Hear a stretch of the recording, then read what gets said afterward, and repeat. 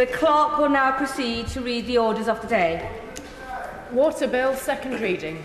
Now. Clive Lewis. I beg to move the water bill be now read a second time.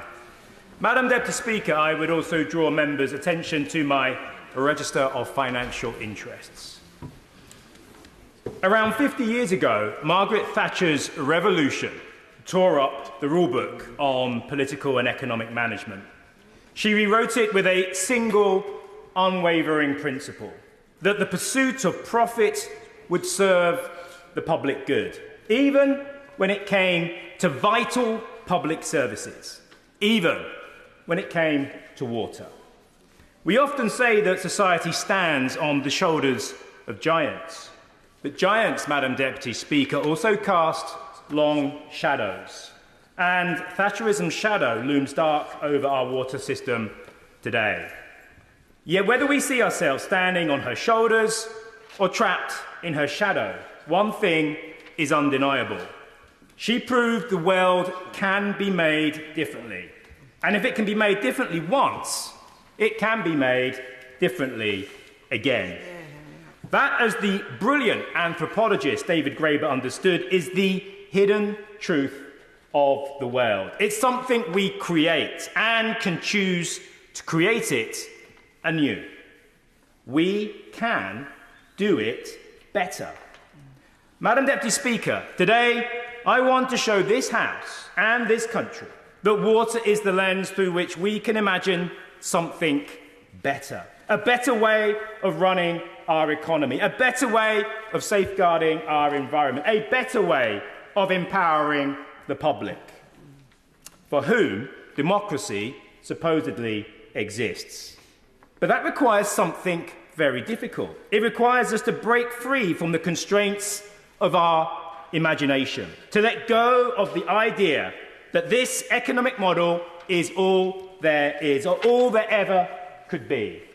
It saddens me to say, but the government's recent Water Special Measures Act perfectly exemplifies this failure of imagination. One of its leading proponents has a particular rhetorical flourish they love to use when dismissing calls for public ownership of water. They would say, "I'm more interested in the purity of our water than the purity of our ideology." Madam Deputy Speaker, I love this quote. I love it because it lays bare just how deeply the ideology of privatization and all that goes with it has embedded itself. So entrenched is it within our collective consciousness that we no longer recognize it as an ideology. We no longer see it for what it is, a systemic exploitation of a common resource for private gain. Instead, it has simply become the natural order of things. But how much longer can this go on? Since the crash of 2008, this ideology has been faltering under the weight of its own contradictions. Yet its grip on British politics remains vice-like. Austerity, exploitation, corporate price gouging, still treated not as choices, but as inevitabilities. Why? Because too many politicians on both sides of the House refuse to contemplate alternatives. Now, for those on that side of the House, I get it. This is their ideology. They're defending their class. And I'd imagine they'd go further still if they could. But on this side of the House, we have no excuse. We should be standing up for our class, working class people, the public. Instead, we wrap their ideology in the language of fiscal responsibility, of economic prudence, of stewardship of the economy. But, Madam Deputy Speaker, it is not fiscal responsibility when we balance the books on broken backs. It is not stewardship when the ship has been sold off and the crew left to drown. It's not prudence. It is power maintenance. I give way to the honourable member. Thank you for giving way, and I hope that the engineers can check that the microphones and speakers are working. Just want to ask a quick question. But he mentions members on this side. There are far more of us on this side since July last year than there were in 2019, with a very different approach taken in our manifestos. And does he fear that the shift in tone that he's suggesting in some of his comments is one of the reasons that we did so badly in 2019, but so well last year? I thank the honourable member for his intervention, and no, I don't. I mean, look, we've got a distorted electoral system.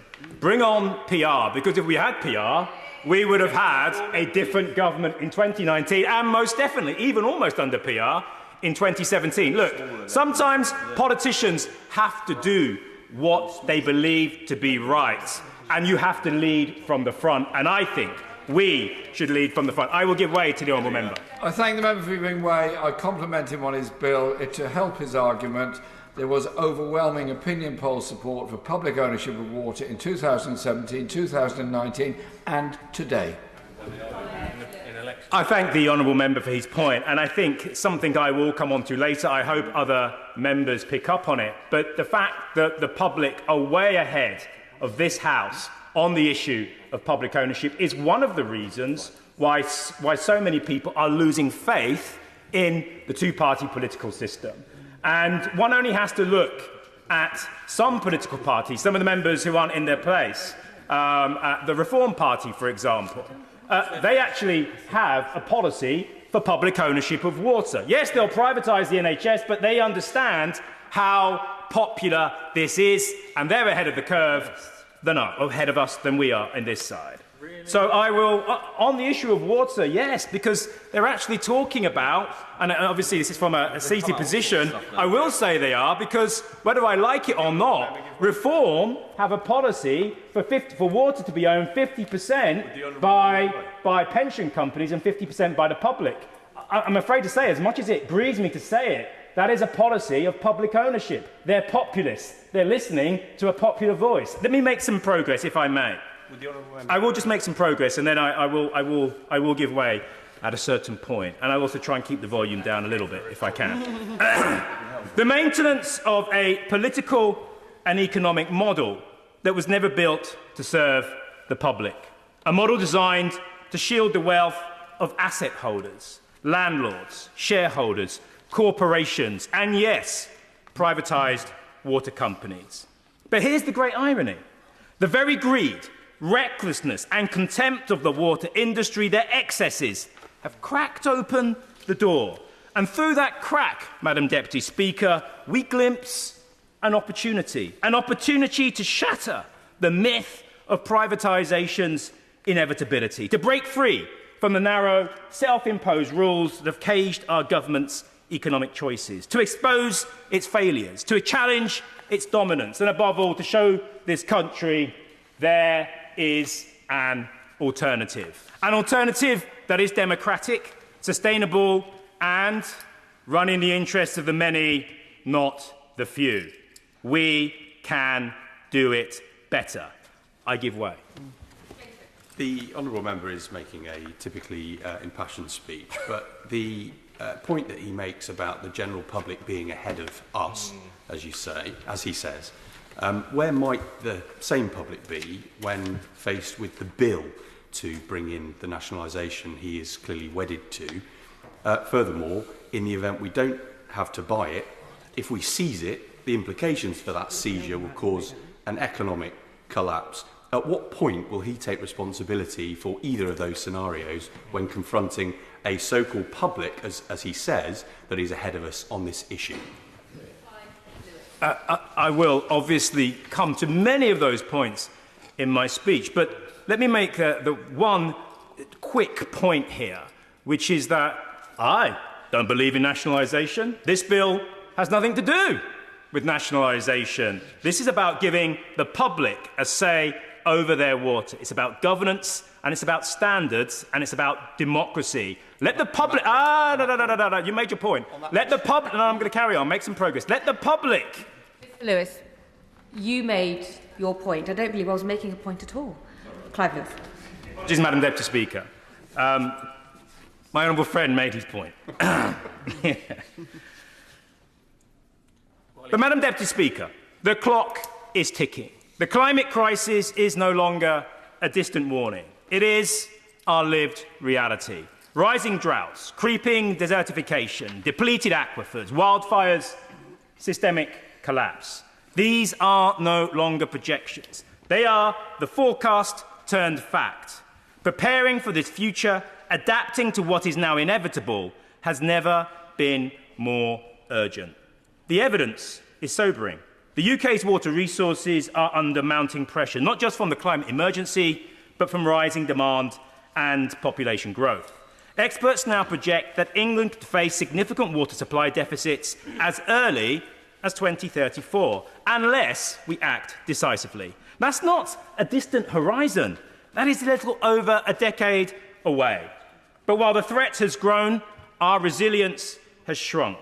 Because while the climate crisis has intensified, our water infrastructure has stood still, or worse, been sold off, hollowed out, and left to rot. In the 35 years before privatisation, almost 100 reservoirs were built.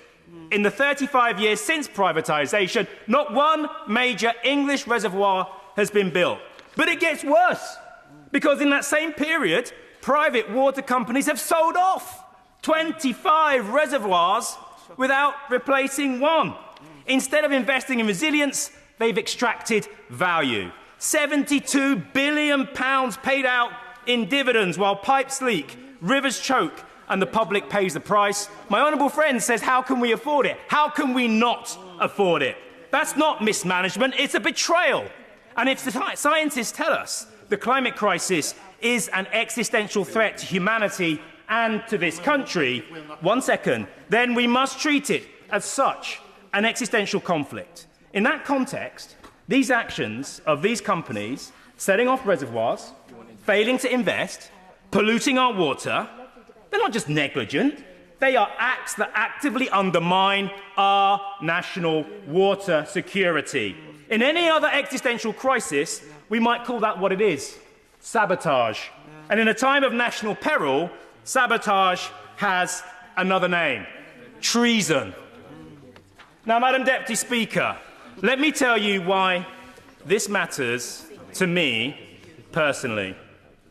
When I served on tour in Afghanistan back in 2009, and it wasn't in a boy band, I experienced something utterly alien to me, the gnawing fear of thirst.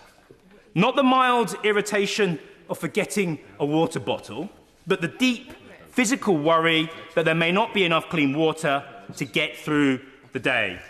In Britain, we've been blessed. Water falls from the sky. It fills our rivers. It soaks our fields. We joke about it. It's part of who we are. But in Afghanistan, there was no humour, only heat, dust, and desperation. There, I saw children trekking miles through the desert, not for food, not for money, but to beg for clean, bottled water. And once you've seen that, once you've felt that fear, you can never take water for granted again. You never again believe it's something we can waste, we can pollute, or privatise without consequence. And that is why, Madam Deputy Speaker, I have brought forward this bill. Because anger is not enough. Outrage, no matter how justified, will not fix the pipes, stop the sewage, or fill the reservoirs. We need a plan. We need a strategy. We need a future. We can do it better. My water bill delivers that. It sets out the high standards our country deserves and the democratic governance our water system desperately needs. First, it establishes clear, ambitious targets to stop the sewage in our rivers and on our beaches, to restore our water to high ecological and chemical standards, and to deliver universal, affordable access to water as a basic human right. A right we've never had before in this country. It demands a system designed not just to extract profit, but to adapt, to build resilience in the face of climate change, and to harness nature-based solutions that work with the environment, not against it. Second, it transforms governance. This bill introduces representation for workers and local communities on the boards of water companies. It gives voting rights to employees and customers so that those who use and maintain the system have a real say in how it is run. Because, Madam Deputy Speaker, water is not a commodity. It is a common good, and those who depend on it and pay for it should help govern it. And third, this bill lays the foundation for a democratic future. It establishes a commission on water ownership to advise the Secretary of State on long-term strategy, looking at international best practice, especially in OECD countries, where public water ownership is the norm, not the exception. And crucially, it creates a citizens' assembly on water ownership to bring the public into the process, to deliberate, to debate, and to decide how we can govern this most precious of resources. Because they care. How do I know this, Madam Deputy Speaker? I know because a small fraction of them are up there in the public gallery today, having travelled from all over the country. I know because of the thousands of emails that have been sent to MPs across this House, and because I know they will never stop campaigning until this injustice is resolved. Because they know you don't protect something by setting it off. You protect it by standing up for it, by involving people in its care and by ensuring it serves the public today, tomorrow, and for generations to come. This bill, my bill, offers a pathway out of crisis. It offers control, resilience, and democracy. It's not just about cleaning up our rivers, it is about cleaning up the system that allowed them to be polluted in the first place. Privatisation isn't a problem. It is the problem. We can do it better. I can hear some on my benches thinking, but we've just passed. I can now. I can hear you thinking. That's your next Man, and I'm now for my next trick. No, but I can. I can hear you thinking, but we've just passed the Water Special Measures Act, Clive. What are you talking about? Yes, we have. But, Madam Deputy Speaker, I'm afraid to say, it's been watered down. Sorry, I have to get that one in. It doesn't. It was going so well. It was going so well. But it doesn't live up to what was promised. It doesn't live up to what is needed. And it certainly doesn't live up to its name. Now, don't get me wrong. It is a start. I will give way. I'm grateful, and I would like to congratulate my good and honourable friend for making an excellent speech and for advocating public ownership of water, or the opportunity to make things better. Would you agree with me the mismanagement of the water companies under privatisation? It's a huge indictment of the whole principle. In my area, bills way above inflation, dividends being paid, huge dividends, by borrowing money. Should our government not at the very least be looking at stopping the payment of bonuses and stopping the payment of share dividends while sewage pollution continues and we have this appalling mismanagement of the industry? I thank my honourable friend for his intervention and his question.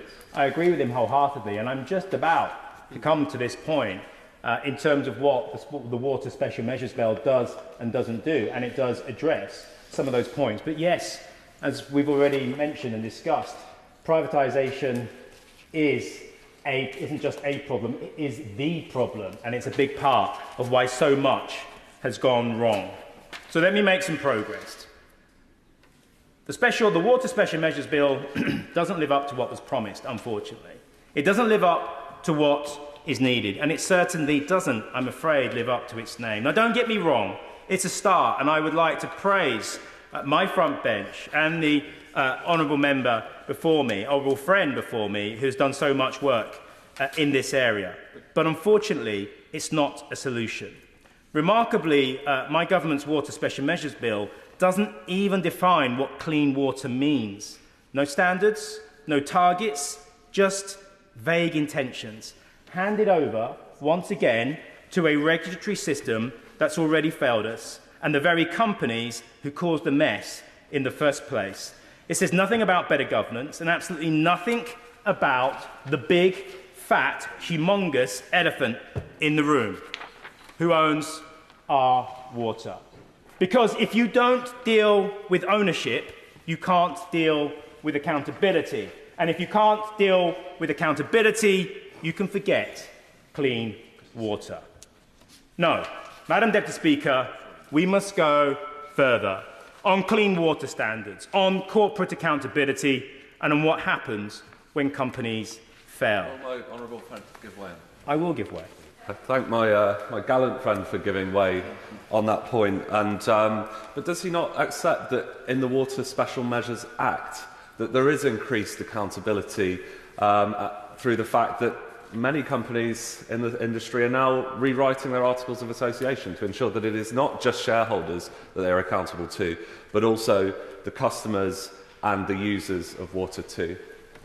I thank my honourable friend for that point, and I would say after 35 years of abject failure, it's too little, too late. And what my bill does is it puts the final nail in the coffin of this sorry chapter of our country's water and water system.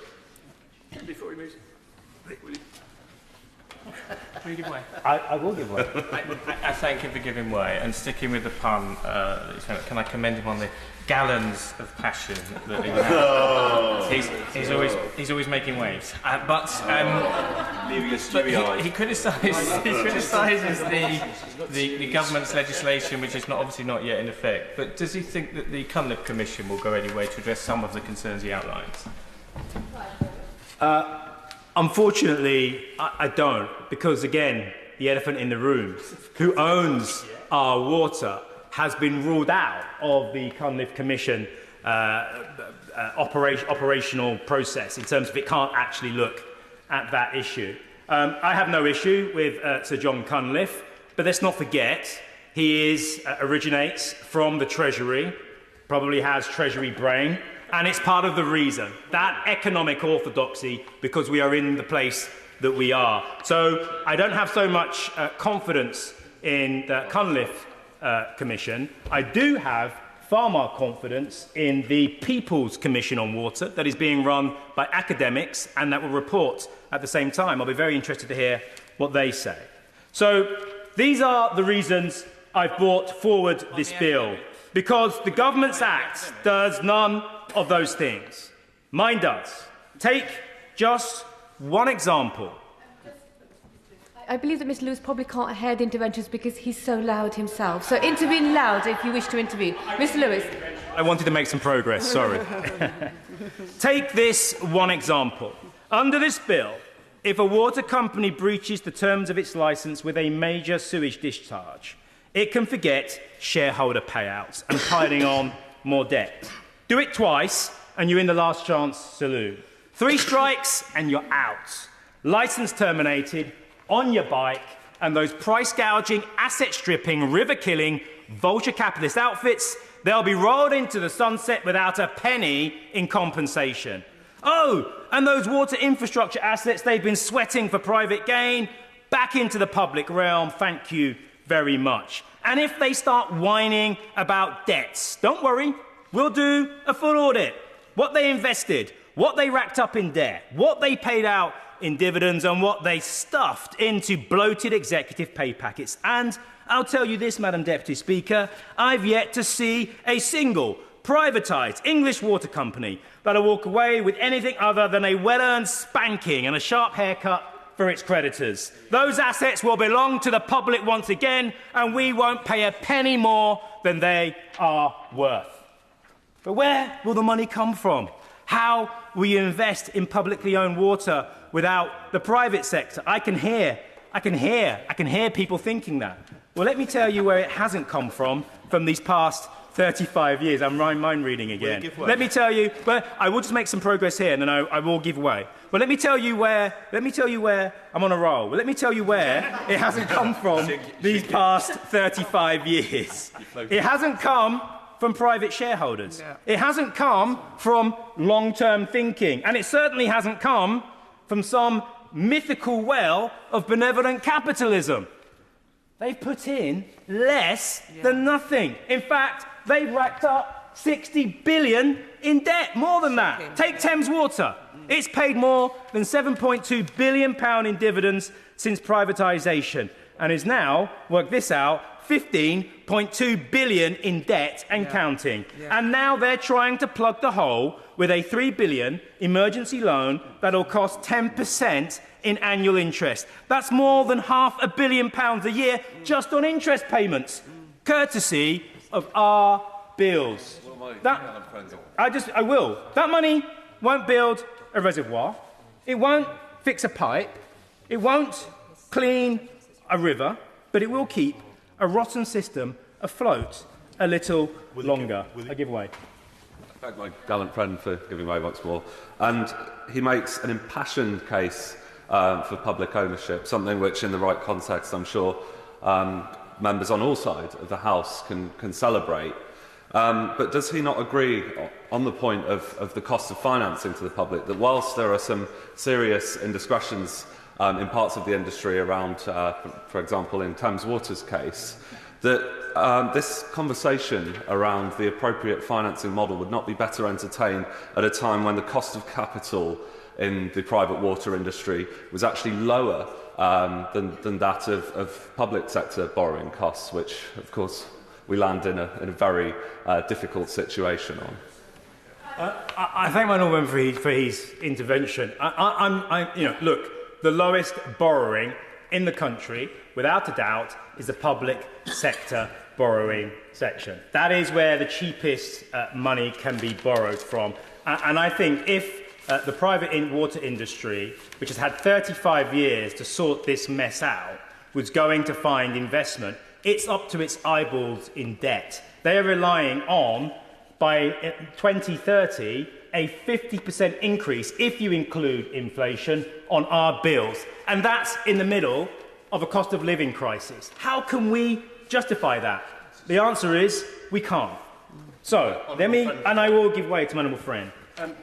The day after this seizure of the public assets that he's describing comes with it the billions and billions of pounds of debt. What does he propose to do with that debt other than refinancing, which is exactly where we're at with the industry requirement now, to refinance the debt to try and keep bills down? Instead, he is advocating the public purse take on that private debt. I thank my honourable member for his intervention. I think I started at the beginning of my now seemingly rather long speech.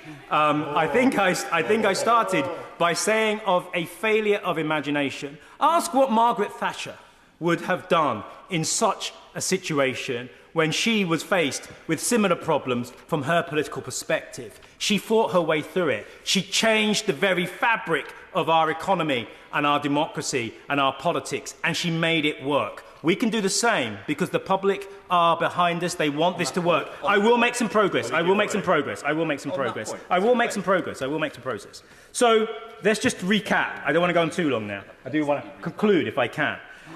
No. That money from Thames Water, that £500 million in interest payments, it will keep a rotten system afloat for just a little longer.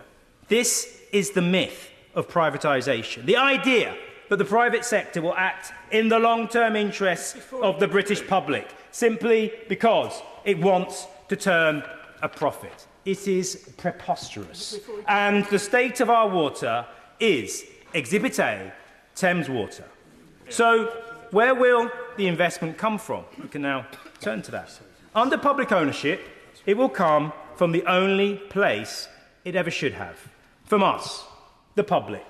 And every penny of it will go back into the system, into the pipes, into the rivers, into the seas we swim in, and the water we drink. A direct relationship between what we pay and what we get. No offshore dividends, no bloated bonuses, no debt-laden shell games, just clean, accountable, democratic water. Madam Deputy Speaker, when I was in Afghanistan, every soldier had one critical duty: stay hydrated. To dehydrate was considered a military offence because it put yourself and your team at risk. If someone ran out of water, we didn't debate markets or metrics. We shared what we had. We had each other's backs. And, as the desert-dwelling Fremen in James Herbert's novel June believed, a man's flesh is his own, but the water belongs to the tribe. Madam Deputy Speaker, it's time our water returned to the tribe, to the people, to the public. We can do better. We must. And with this bill, we will. I commend it to the House. Yeah.